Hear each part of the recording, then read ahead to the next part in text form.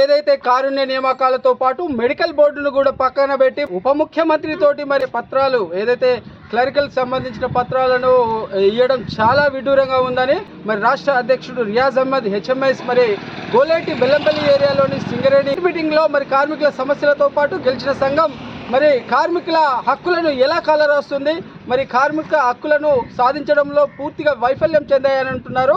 మరి గోలేటిలోని ఖైర్గూడ open cast సందర్శించారు. మరి కార్మికుల సమస్యలు ఏ విధంగా ఉన్నాయి అడిగి తెలుసుకునే ప్రయత్నం చేద్దాం. చెప్పండి సార్, అసలు ముఖ్యంగా ఈ సింగరేణిలో కార్మికుల సమస్యలు ఎందుకు పరిష్కార మార్గం దాల్చట్లేదు, ఇప్పటికీ అపరిష్కృతంగా ఉన్న సమస్యలు ఏంటి? టీఆర్ఎస్ బీఆర్ఎస్ గతంలో బీఆర్ఎస్ ఉన్న ప్రభుత్వము సింగరేణి కార్మికుల హక్కులను కాలరాసింది. కార్మిక సంఘాలను అడ్రస్ చేసి ఇప్పుడే మాట్లాడిన అప్పటితో ఎమర్జెన్సీ పెట్టి కార్మిక సంఘాలు కానీ కార్మికులను మాట్లాడితే వాళ్ళ కేసులు పెట్టడం, వాళ్ళు ఆపుకోవటం పోయి కదా అని ఒడిగితే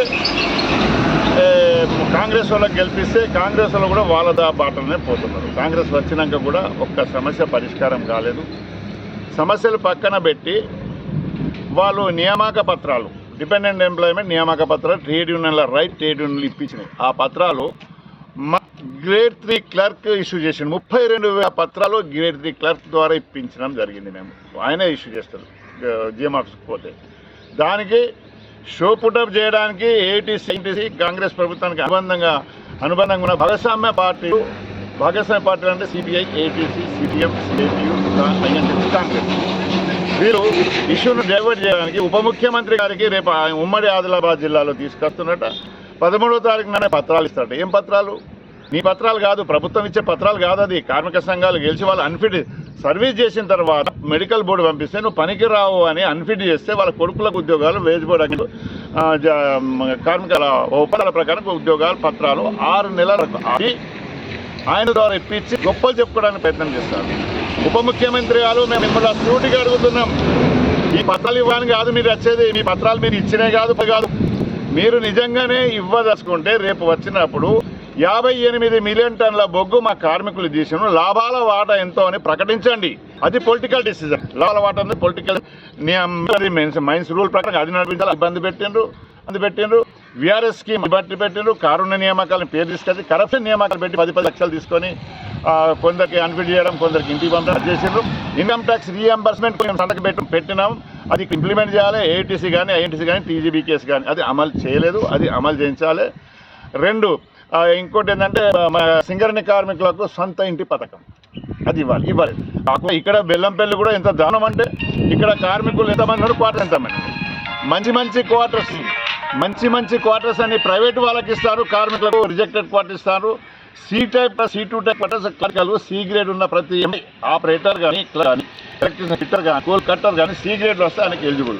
అది ఇవ్వకుండా అలాట్మెంట్ చేయకుండా దొంగసాటున పైసలు ఇవ్వలేదని కార్పొరేట్ పంపి రిజెక్ట్ చేస్తారు. ఇట్లా అవకతవకలు ఇక్కడ కూడా నడుస్తుంది. కనుక వీటి మీద భయపడి బతుకుతున్న కార్మికులకు ధైర్యం చెప్పడానికి మా అధ్యక్షురాలు గౌరవ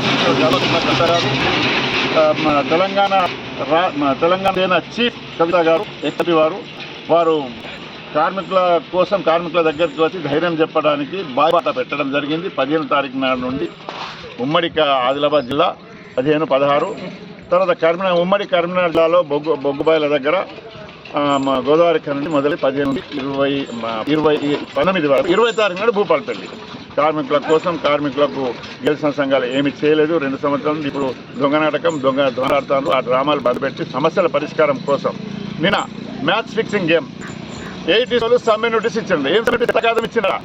సమ్మె నోటీస్కి విలువ తెలియదా? 100 సంవత్సరాల చరిత్ర ఉన్నదంటారు. అన్ని కార్మిక సంఘాలు కలిసి సమ్మె నోటీస్ ఇద్దామంటే దొడ్డిన పోయి ఉండేది. అత్తగారి ఇంటికి పోయిన అల్లునికి బిర్యానీ తినిపించలేదని అలిగి పెళ్ళాన్ని తీసుకొని పోతారు కదా. అట్లా వీళ్ళు ఏమడిగారు? ప్రైవేటు లేదు, మేము బయటికి వెళ్ళి సమ్మె నోటీస్ ఇట్లా ముఖం మీద పడేసిపోయారు. ఇది నమ్మక ద్రోహం.